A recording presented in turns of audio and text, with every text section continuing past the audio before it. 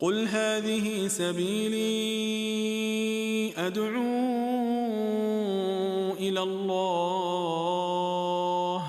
على بصيرة أنا ومن اتبعني وسبحان الله وما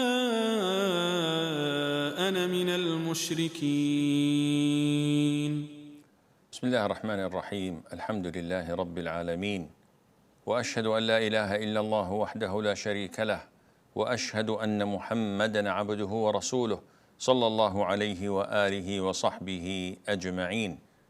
أما بعد, dear brothers and sisters in Islam, Assalamu alaikum wa rahmatullahi wa barakatuh, and welcome to this live episode of Ask Zad, coming to you every Sunday at 4 o'clock here in Mecca region. We'll go straight to your phone calls, and the first caller is Ammar from the UK. Assalamu alaikum wa rahmatullahi wa barakatuh, Sheikh. Wa alaikum assalam wa rahmatullahi wa barakatuh. Sheikh, my question is, I read on your one of your question and answers that someone asked about reading Ayatul Kursi after the fourth prayer, and if that person commits major sin, there is a in your reply you said that it is possible for that person to go to hell to get purified and then enter Jannah. So my question was, if I religiously after every prayer, if I read Ayatul Kursi, what's the benefit? Because if a person who does not read there's a possibility of him also ending in hell, and if I also read it, there's a possibility of me also ending in hell. May Allah protect us. But to get purified, so what's the fadl or the benefit of reading Ayatul Kursi in that situation? First of all, we do not deal with Allah Azza wa Jal like we deal with traders and merchants. 1 + 1 = 2. It is not like this. We are in need of Allah and of His mercy. And we cannot calculate things and say, okay, I did Umrah, and this expiates and erases everything in the past, so I have credit to make sins in the future. Secondly, the hadith is authentic.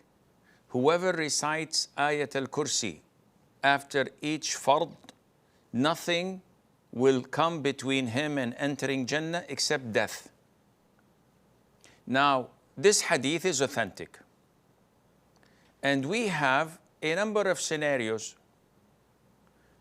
If I abide by your logic to this hadith and say I have a carte blanche, so I can go clubbing tonight, I can go for a one-night stand, I can drink booze, I can lie and cheat, and business as usual, I will go to Jannah. This is scenario number 1. Do you believe in this? Because if you do, then we have a problem.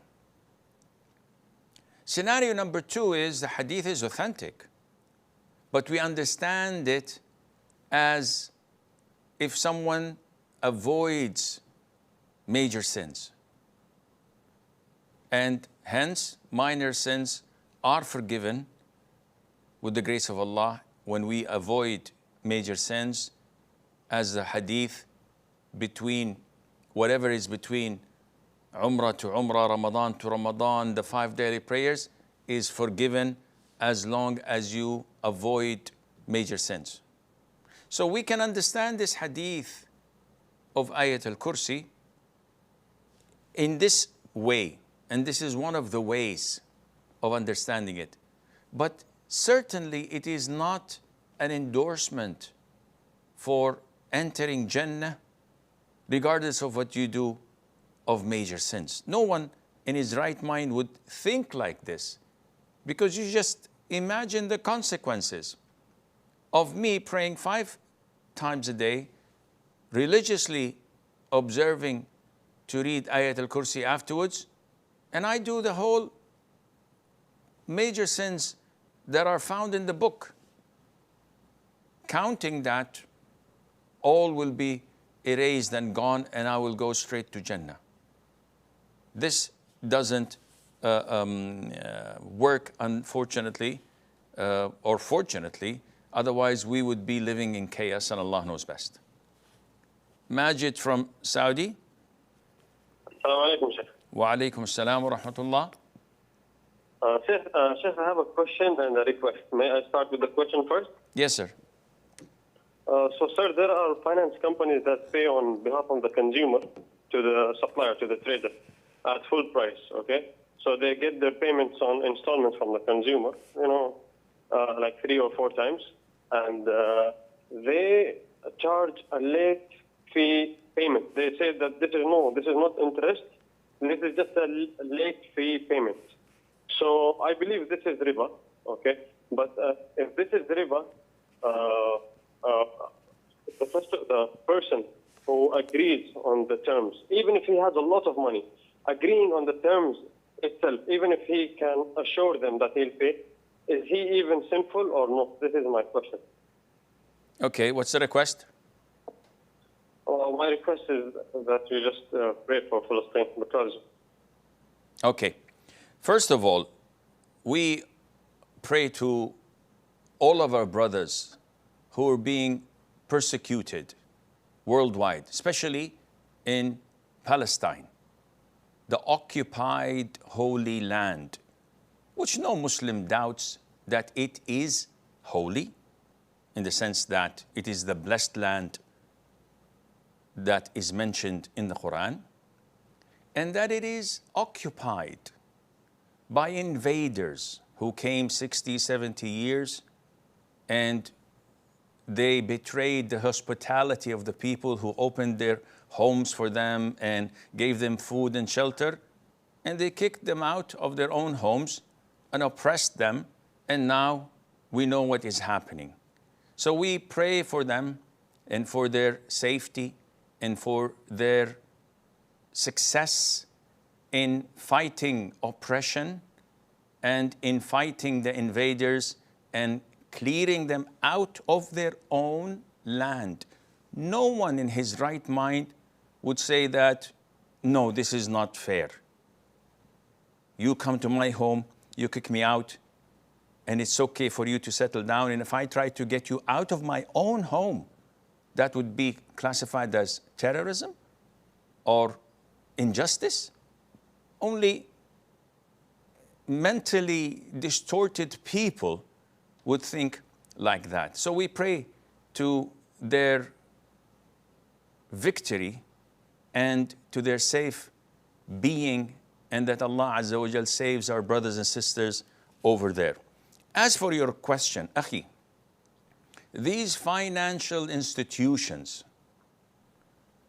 they have no right in what they're doing, because who are you buying from?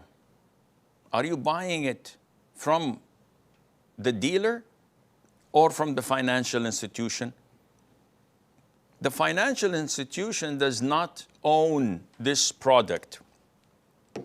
I bought this mug because I want to buy it. So who sold it to me? If you say the dealer, then I should deal with the dealer and give him the money. If you say no, you bought it from the financial institution or the bank or the company that is like a loan shark. And in this case, they do not possess this merchandise. So how can I buy something from them that they do not possess? Beside the fact that if I'm giving them their payment in installments, and we've agreed upon 100 euros, and they say if you are late, then you have to pay us an extra euro. And this is late payment fee. Agreeing on it is agreeing on riba. It's like saying if you're 1 month late and you know that you're not going to be late, you allow us to rape your sister. And he said, okay, I have lots of money. I know I'm not going to be late. Can you sign something like that? Approving and endorsing a major sin? Of course not. So definitely this is not permissible. Now, some companies may try to find a loophole by saying, okay, the late payment, we're not going to take it for ourselves, we're going to give it for charity. Still, it is considered to be riba. Abdullah from Bangladesh. Assalamu alaikum, Sheikh. Alaikum assalam wa rahmatullahi wa barakatuh. Sheikh, I had a question that in my salah, if I get a thought of Riyah and I just apply myself into Riyah for a few seconds. I beautify my prayer for only a few seconds, and then I remember that, oh no, it is Riyah, then I come back. Will it be considered that my prayer is invalid? What are you talking about? Are you doubting that you're offering prayer because of showing off and riya? No, Sheikh. Sometimes I just look at another direction, and then my brother comes, and then I correct my direction of looking towards the Musalla. Yes, this is sinful. What you're doing is sinful, because while you are praying, you're supposed to look at the spot where you're prostrating. So what you're telling me is that when someone comes, instead of looking in front of you, and they come and you don't want them to see you distracted or looking left or right or somewhere else, so you pretend that you're praying in khushu', this is riya. No doubt that you're doing something that is sinful, but in order to counter it, you should change your intention by rectifying it and making it for the sake of Allah Azza wa Jal, not for your brother or for anyone coming in. So likewise, I have a lecture tomorrow, and I got these feelings that I'm doing it to show off. Should I refrain from giving a lecture? Or should I say, no, I'm doing it for the sake of Allah, and rectify my intention and still go ahead with it? So this is what you should do whenever you get such feelings of riya, that you should rectify it and make it for the sake of Allah, the Almighty. Abu Amana from the Netherlands. Assalamu alaikum, Ammo. Wa alaikum assalam wa rahmatullah. My question is, if I would be praying by myself and I follow it up with the Sunnah after, but by myself, do I then also have to move to a different spot, or does that not? Is it not necessary anymore because I'm praying by myself? Okay. So basically speaking, the hadith stated in regards of Jumu'ah prayer, as in the hadith of Muawiyah and Abi Sufyan and else and others, and also in congregational prayer, and in general praying the fard. So all these hadiths, they state that if I pray fard, whether in Jumu'ah or Jama'ah or alone, and I want to offer after the fard Sunnah prayer, I either have to speak to someone or change the position. This is only after praying the fard. So yes, you have to go a little front or back or to the right or to the left if you want to pray the Sunnah. Tahreem from Pakistan. Assalamu alaikum, Sheikh. Wa alaikum assalam wa rahmatullah. I had a question. So I know that if we show off acts of worship, it can be riya. But is this for like all good deeds that we do? For example, my parents asked me to do something, and I do it, but then I want them to sort of appreciate me, or let's say I'm being really nice to someone, and but like in reality, I need something back from them. So am I sinful for this? So riya is to show off.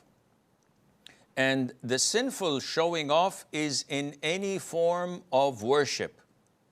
So whether it is prayer, fasting, giving zakat or sadaqah, being teaching someone beneficial knowledge, Quran or Sunnah, etc.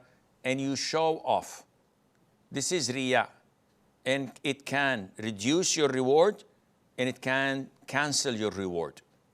If you show off in normal things of dunya, such as cleaning the living room, why are you doing this?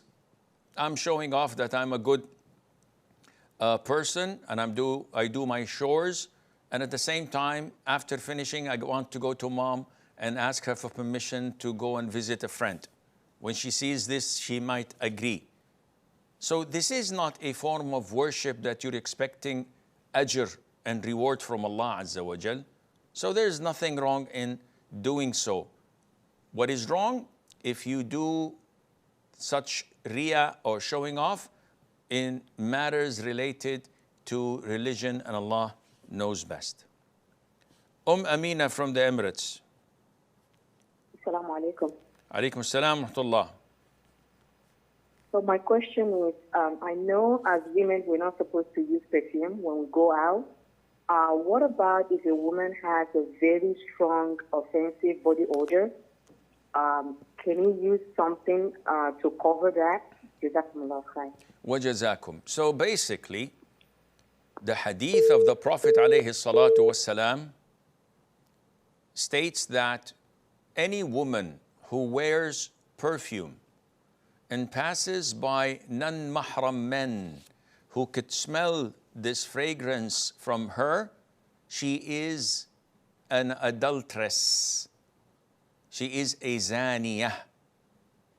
So this hadith prohibits a woman from wearing perfume when there is a chance for non-mahram men to find her scent, such as in the case when she goes with a driver or with a non-mahram relative in the car, or she passes by men at the mall and they find this scent. If a woman has an offensive odor, as was mentioned in the question, this is usually gone by taking a shower. Self-hygiene would take this odor away. And there is nothing wrong in applying deodorants, because deodorants cannot be smelled as when you put and apply perfumes and wear perfumes. So deodorants would restrain and prevent such odor from appearing, but usually such an odor comes only from using the same clothes repeatedly, or when a person does not take a shower regularly, and Allah knows best. Ain from Malaysia. Assalamu alaikum, Sheikh. Assalamualaikum. I'd like to ask about bribery and tipping. I'm still confused. If I see a security guard at my housing area that is employed by the developer of my housing space, if I give them food or drinks, is this permissible? Or is it permissible if I give to my staff that is employed by a company, or if I see a garbage collector, I want to give them food or money or drinks? Thank you, Sheikh. I don't understand your question, Ain. Are you asking me about tipping, giving a tip to a security guard, yes, or garbage collector? Food and drinks, is it permissible for me to do so? To give what? Is it permissible for me to do so, to give food and drinks to the security guard or the garbage collector that I see? Okay. See, basically speaking, bribe is something that is given to an individual for his position, meaning that if he was not working in that position, I would not have given him anything. So giving a government official, like what happened in America, and he gets bribes in gold bars and money, and this is part of lobbying. Politicians do this regularly. This is a bribe, because if this politician was not working in the Senate or in the Congress or elsewhere, if he was a normal person, no one would give him a single dollar. But what he is receiving is because of his position. Likewise, someone working in the customs. So you give him a gift. So when you bring merchandise next trip, he doesn't take taxes on you. Or someone who works in the airlines and you need to have a booking or a discount, so you give them a gift for this purpose. If they were not in that position, you would not have given them anything. Likewise, the gifts that pharmaceutical representatives give to doctors, a laptop, a smartphone, a course in Sharm el-Sheikh for 3 days with business class ticket and lodging and your wife and your kids. This is a clear bribe. And many doctors take it without any problem. Business as usual. But when you go to a restaurant or someone comes and does work for you, or the janitor, or the trash collector, and you give them food as charity, or a bottle of water in the heat of the sun, or you give them a small tip because you know that their salary is not sufficient, this is, inshallah, acceptable and a gesture of kindness that is permissible, and Allah knows best. Muddathir from Russia. Assalamu alaikum, Sheikh. Alaikum assalam wa rahmatullah. Sheikh, I have quite much a confusing question about the Jummah prayers. I am currently living in St. Petersburg, and the issue is that I have to travel almost 45 minutes to get to the nearest mosque. Like the nearest mosque by the metro is 45 minutes away. So is the Jummah prayers farz on me, or I can pray the Zohar at my dormitory? I'm a student here. Akhi, the Jumu'ah prayer is one of the most important prayers in the Muslim's life. And there is a chapter, one of 114 surahs in the Quran, by the name of Al-Jumu'ah. And scholars say that it is mandatory upon a person to attend the Jumu'ah if he's in a city where the Jumu'ah is being called for. So, is it a must to attend it even if I do not hear the adhan? This is an issue of dispute. To my knowledge, the majority of scholars say that you have to, even by car or taking the bus or the subway, to go to the masjid and be with the congregation and be with the Muslims and express your solidarity with the Muslims in St. Petersburg or wherever you are by praying with them. And inshallah, Allah will reward you for that, and Allah knows best. We have a short break. Stay tuned, and inshallah, we'll be right back.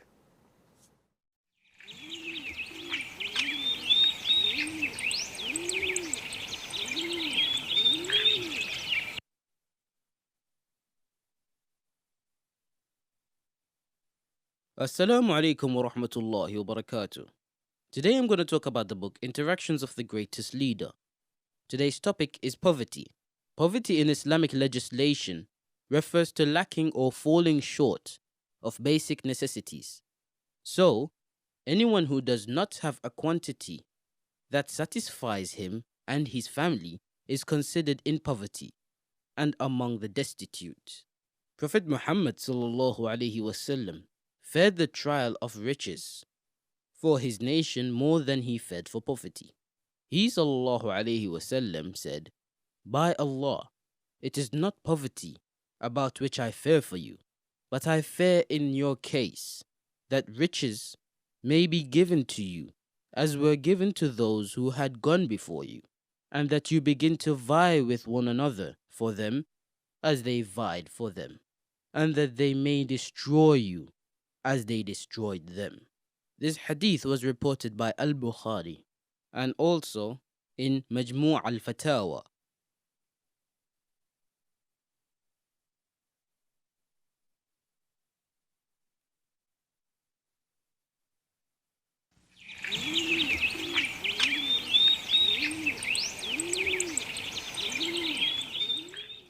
Assalamu alaikum wa rahmatullah and welcome back.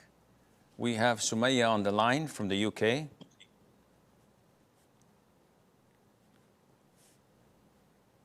Sumaya. Assalamu alaikum, Sheikh. Alaikum salam wa rahmatullah. If someone is traveling and he's on an airplane and they don't know what, like my sister was traveling and she didn't know like what time Fajr was. So she said the sun was rising in some countries and the sun was not rising in other countries. So she said she was really confused. And then she said when the sky turned gray, I don't know what the time is, she prayed and they were supposed to land in London at 6:56, so that's past Fajr time. So are they supposed to repeat that prayer because there's like some doubt in it? First of all, when a person is anywhere, the prayer time is related to his position on earth, not where the country of destination is or the country of origin is. If I'm flying, it doesn't matter what time Fajr is anywhere in the world except on the plane I'm in. So, alhamdulillah, while flying, I have the windows up. I can see in the direction of the east, the darkness of the night when the break of dawn appears and I see the white thread horizontally appearing. Now I know it's Fajr. This is my Fajr, regardless of the time or the country. The moment I see it, this is my Fajr. So if she saw the sky was a bit gray, meaning the light has appeared but the sun did not rise, and she prayed, then her prayer is valid with the grace of Allah. Asna from India.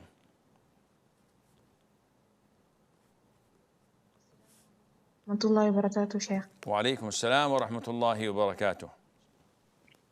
My question is it permissible to borrow money from a person who works in a bank? Jazakallah. Wa jazakum. So, borrowing money is permissible regardless of the source of this money. You see, if I have a $10 banknote, this $10 banknote is not najis, it's not impure, it's not by itself something that has to be cleansed. It depends how it was earned. So if I work in selling drugs, may Allah forbid, or in dealing with riba, and I get this banknote and I give it to someone, I'm sinful for earning it from haram sources. But when I give it to someone in halal means, which is giving, lending, buying things of him, to that individual, it is halal. So, if you borrow from someone who deals in riba, such as people who work in banks, what you borrow is halal for you. And this is why the Prophet ﷺ, before he died, borrowed from a Jew. And he pawned his own shield or his own armor in exchange for this amount of barley he borrowed from the Jew. When we know that the Jews depend entirely on extortion, embezzlement, and riba. Yet, when we borrow from them, this is halal for us and haram for them. And Allah Azza wa Jal knows best. Wahidullah from the US.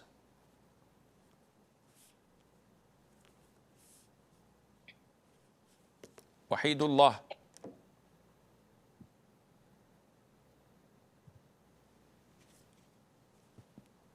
Assalamu alaikum. Alaikum salam wa rahmatullah. Can I ask a question? Of course. Okay, yeah. So basically, my question is, my brother told me that, you know, like right now, what's going on with Palestine and Israel, it. Okay, I think we've lost Wahidullah. We have a caller from Canada, Rays. Walaikum warahmatullahi wabarakatuh, Sheikh. Salamullah barakatuh. Sheikh, I have a question. What is the sunnah of following? How do I follow the sunnah of using miswak, and what is the reward? Jazakallah khairan. The sunnah of using a miswak. This twig is called miswak, and it's very nice, very useful. The sunnah is to brush your teeth with it, whether sideways or upwards, depending on what's more convenient to you. And it is highly recommended when you enter your home so that your spouse would find a good smell. Before you make wudu, before you offer prayer, and after a meal, for example. So using it is something that is beneficial, and it is highly rewarded because the Prophet said, alayhi salatu wassalam, had I not feared that I would burden my ummah, I would have ordered them to use this siwak before offering prayers. And Allah Azza wa Jal knows best. Nazim from France. Assalamu alaikum, Sheikh. Salamullah. I have a question for a Muslim friend who is an order taker. Who is doing what? Who is packing the orders from clients. Packing? So usually it's food and sometimes frozen items. And sometimes he received to pack orders with pork meat. So my question was, is this job allowed in Islam? Jazakallah khairan. Wa jazak. Akhi, it's a rule of thumb to know whether your job is halal or haram. Anything that assists others on haram is haram. Period. So if you're packing groceries that contain pork or intoxicants, is this halal to use? The answer is no. Then it's haram for you to pack. It's haram for you to sell. It's haram for you to carry from one place to the other. It's haram for you to put on the shelves and the likes. So he has to definitely avoid this, and the rest is halal, inshallah. Suhail from Pakistan.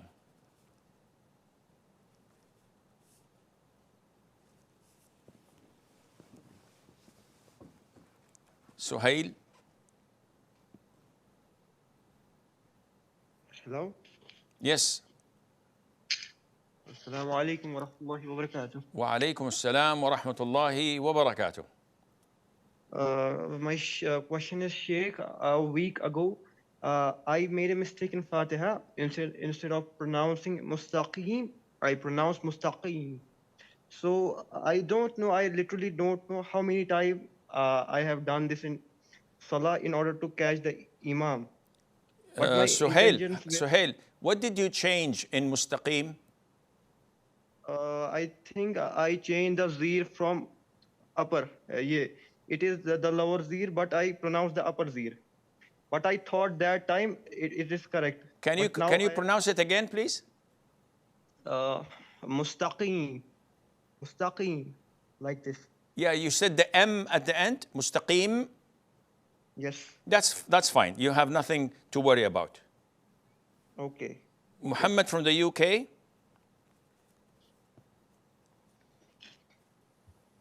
Salam. Wa alaikum salam. Please explain what we should do when the time of the the remaining time of the current prayer is too short to meet the conditions, such as doing ablution or covering the body or the major ritual bath. On Islam QA,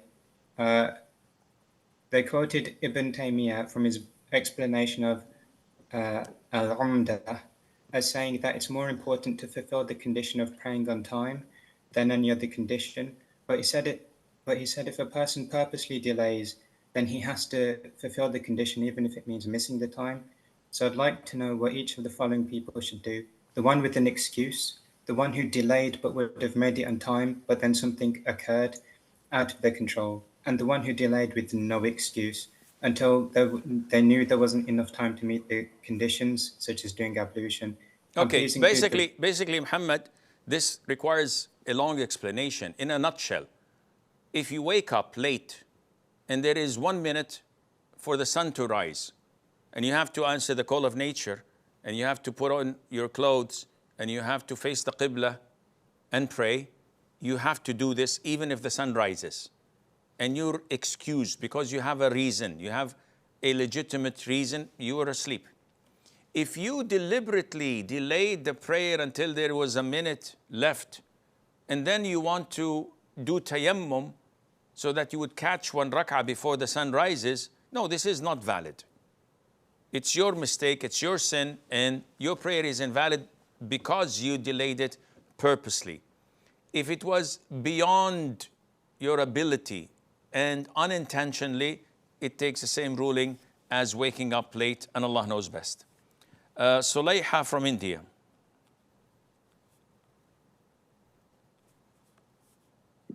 Hello, Assalamu alaikum, Sheikh. Alaikum assalam. I have a question. Can I ask? So, Sulayha, why do people come to my show? Okay, sorry, I forgot. Our sister has 2 children born out of wedlock from a non-Muslim man. Can this man be titled as their father in all identity documents of children? Jazakallah khair. Wajazakum. First of all, I have to apologize for my bluntness, which some call it rudeness. A lot of the time, people call me on my mobile, and you know that my mobile is always on, and I answer calls there for free.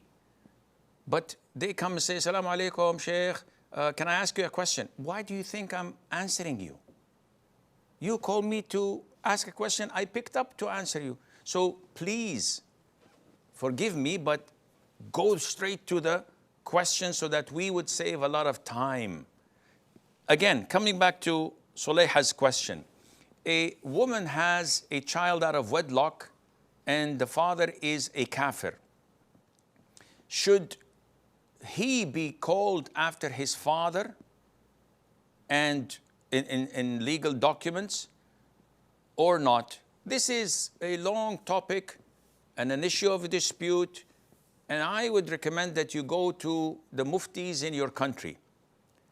Why is there is an issue of dispute? Because the hadith, when Sa'd ibn Abi Waqqas and Abd ibn Zam'ah disputed over a son, over a child, and that child was acclaimed by the brother of Sa'd, Utbah, who before dying said to his brother, this is my son.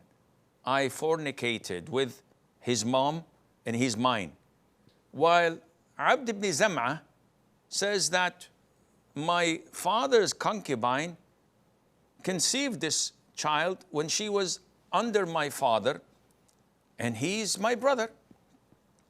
So the Prophet said, a hadith, alayhi salatu wasalam, al-waladu lil-firash. The child belongs to the owner of the bed. وَلِلْعَاهِرِ الْحَجَرِ. And the fornicator gets nothing but the stone, meaning he goes empty-handed. So the scholars said that the son, the child, cannot be attributed to the fornicator. While others said, if the woman had a husband, then yes, by default, it belongs to the owner of the bed, who is the husband. But if the woman was not married and what was not known to be a prostitute having many men customers. In this case, biologically, this is the child's father, and logically he can be attributed to him, and Allah Azza wa Jal knows best. Layla from Pakistan. Assalamu alaikum wa rahmatullah, Sheikh. Alaykum salam wa barakatuh. Sheikh, my question is about my sister, as she is totally obsessed with this part, as I am going to tell you. Like, generally, she read about pre-seminal discharge. So from that time, she says that I feel scared that maybe during prayer she emits pre-seminal discharge or any kind of discharge without any cause and desire. And when she starts praying, she feels like that. And when she checks out, she finds nothing, but sometimes she finds that there is discharge. But, you know, discharge is the part of women's cycle. Because of this, she is very disturbed, and she says to me, I can't do it anymore. And she's about to skip prayer. So what should you advise such a person? This person should be advised to fear Allah Azza wa Jal. Shaitan, the devil, Satan, is setting her up so that he can accompany her to hellfire. And she is obeying him. And she is an obedient student of his. He's very happy. He's clapping all the way as she's about to leave and skip prayer, which qualifies her to be a resident in hellfire for eternity. As you've clearly stated, it's part of the women's nature to have vaginal discharges. And these are, according to the most authentic opinion, pure and do not invalidate the wudu. And the default is everything is pure, everything is normal until proven otherwise. So you cannot jump the gun and assume that, oh, this is prosthetic fluid or whatever it's called, madhi or the likes, when you don't have any provocation of desire or you did not see anything that sexually aroused you.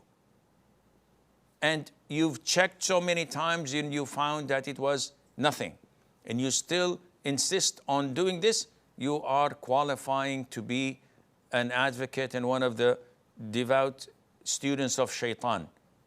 It's your own doing. Shaitan has nothing to do with it. He just calls you and you respond and answer it.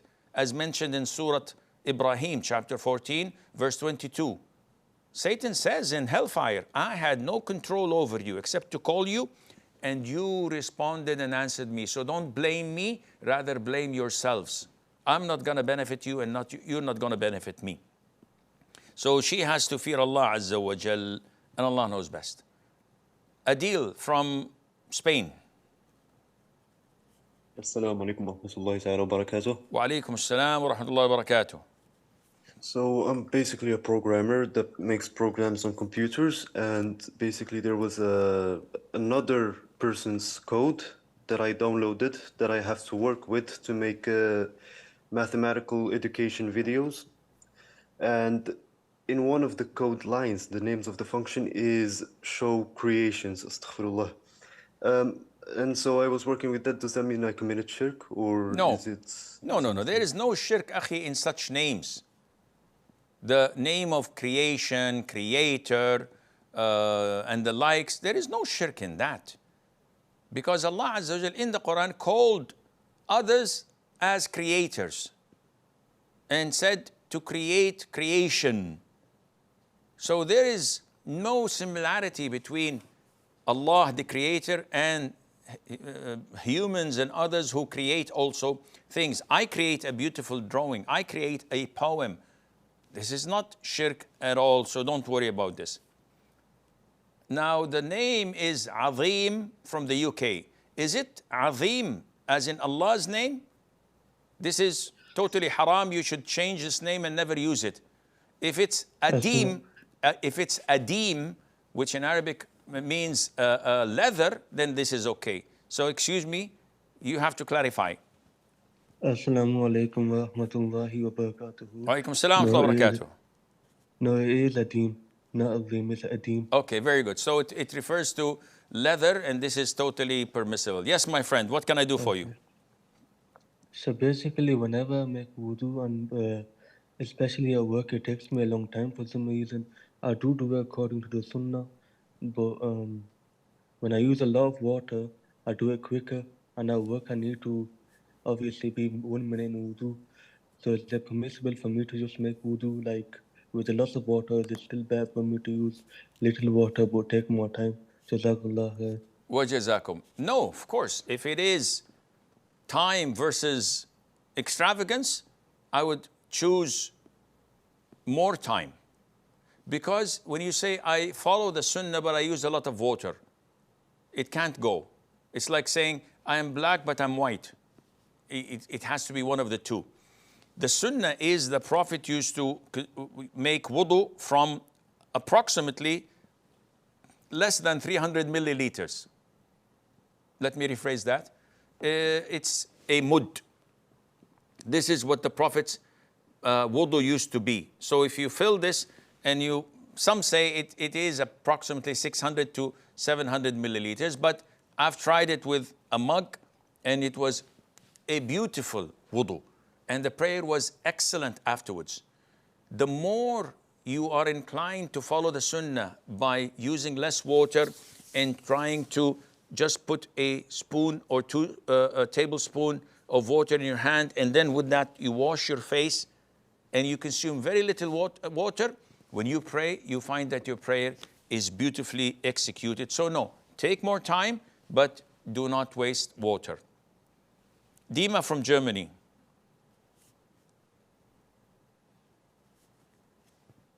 Dima?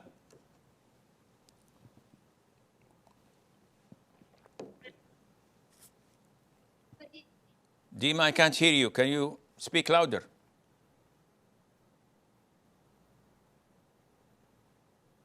Okay, I think Dima is having problem with her audio settings. Fahmida from the US.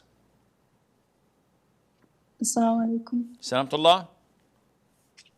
Is it permissible to borrow a device from a college or university for educational purposes? What kind of device? That's a regular device, like an iPad, computer. Why are you asking? I fail to see the thought process that would make you doubt it.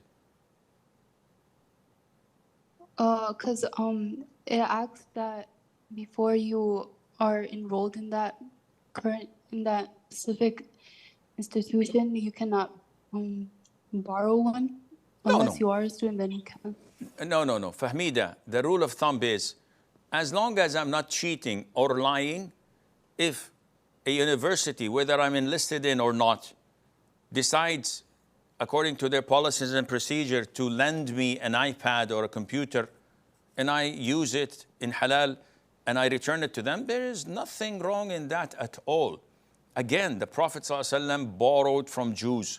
The Prophet ﷺ borrowed from one of the battles from a companion, Safwan, the shields and armors to fight, if I'm not mistaken, in the battle of Hunayn, and so on. So there is nothing wrong in that, inshallah.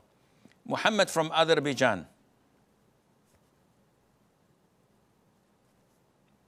Assalamu alaikum, Shaykh. Alhamdulillah. When I pray in the masjid, I sometimes have a feeling of riyah. Can I pray those prayers when I should pray loudly, like 2 first rakats of Maghrib and 2 first rakats of Isha silently because of this feeling? Now, are you asking me that what's the ruling on praying Maghrib or Isha silently, whether I am in the masjid or I'm at home? No, basically, if I pray like that because I fear that someone watches me or because of my recitation. And this is fard, and we're talking about fard. Yes. No, first of all, the ruling of raising your voice in the first 2 rak'ahs of Fajr, the first 2 rak'ahs of Maghrib, and first 2 rak'ahs of Isha is a sunnah.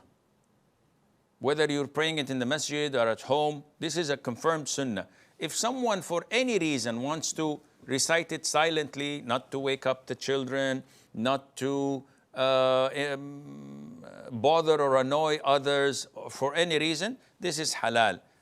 If you're afraid of them liking your voice, this is something that you have to work on. I wouldn't say it's shirk or riyah, but I would say that you have to work on, because you never know. Maybe your voice would be the reason for them to be guided, and Allah knows best. Ibrahim from the Netherlands.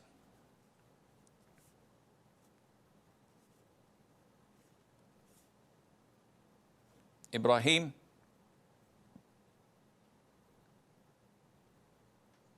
Hello. Yes. Assalamu alaikum. Assalamu alaikum. Sheikh, I'm a big fan. May And Allah, so are my, Allah promote you promote again. me to, yes, you know. promote me to an air conditioner. you know the drill. Huh? What can I do for you? Yeah, I know the drill. First of all, I would like to shout out to my cousins, Adil, Heba, and Ibrahim, Yusuf, and Abdullah. It was a really big request. So anyways, let's proceed to my question, okay? Okay. I hope you're not going to ask for a song afterwards. No, inshallah, no. Okay. Sheikh, so basically it's been like nine months since I'm in India. And one thing that I've noticed over here is that almost 98% of the mosque over here, they delay the salah for about like 2 hours, 1.5 hours, like that. Like, for example, let's say, take Dhuhr, okay? Basically, Dhuhr must be like prayed at 12:30, but they delay it up to 2 I p.m. understand, Ibrahim. I understand. So what is your question? They're Hanafi. So what's the solution to this? Yes, so like what's the solution to it? Okay, the solution is that you must pray in the masjids with them, though they delay the Dhuhr and the Asr and sometimes Fajr, but they still pray it within the parameters of the prayer. You know, every prayer has a beginning and the end. Their beginning is a bit twisted and late, unlike the other three schools of thought. And they're fixed on it. They don't want to follow the Sunnah. This is up to them. But as long as they pray within the accepted timing of the Salat, you have to pray with them in the masjid. If they delay it way off, in this case, no. So for example, Dhuhr starts at 12:15. And Asr starts at 3:30. If they delay Dhuhr adhan to 3:30, now this is not permissible for you to pray with them because the time is expired. You have to pray on your own in your home.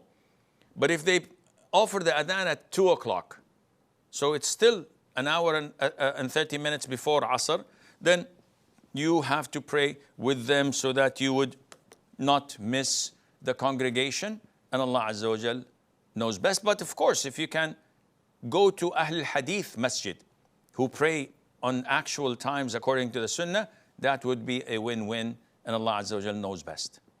This is all the time we have. Until we meet next time, I leave you fi amanillah.